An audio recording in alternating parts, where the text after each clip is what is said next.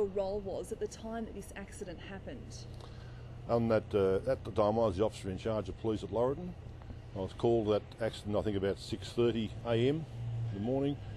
I arrived out there and saw there was a Ford Escort panel van on the eastern side of the roadway in a very badly damaged condition. One deceased person inside. A semi-trailer was on its side on the same side of the road, eastern side of the roadway, with its load spilled across the road into the table drain. And there was a third vehicle, I think it was a Holden sedan, that had also been damaged in the accident. No one was hurt in that vehicle. When you arrived on scene, can you describe the scene for me? Pretty chaotic, and very obviously disturbing. There was I think there was only one other person there at that time. And I said one body in a vehicle to be removed.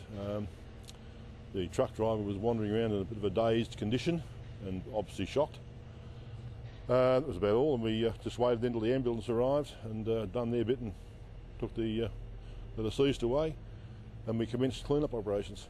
In regards to the toxic chemicals, what was your gut feeling at the time? Were alarm bells ringing?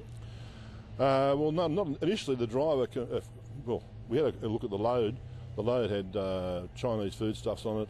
There was bags of DDT powder, and I wasn't all that familiar with DDT and its long-term effect or anything else. There was also, the driver then said, we've got some radioactive waste on board.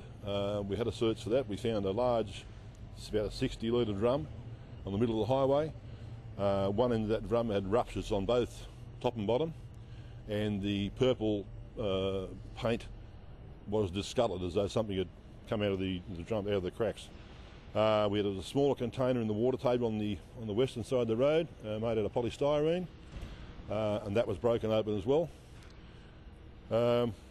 We put those, we were actually, I'm not quite sure of the time now, but we got a phone call or a radio call from Port Macquarie sometime in the morning to tell me that we had to remove the 60-litre drum into the shade of the trees because it had a wax interior. If it stayed in the sun it would melt and allow the contents to escape. So myself and my Offsider Senior Constable Terry Clifton picked this very heavy drum up and lifted it over into the shade of the trees.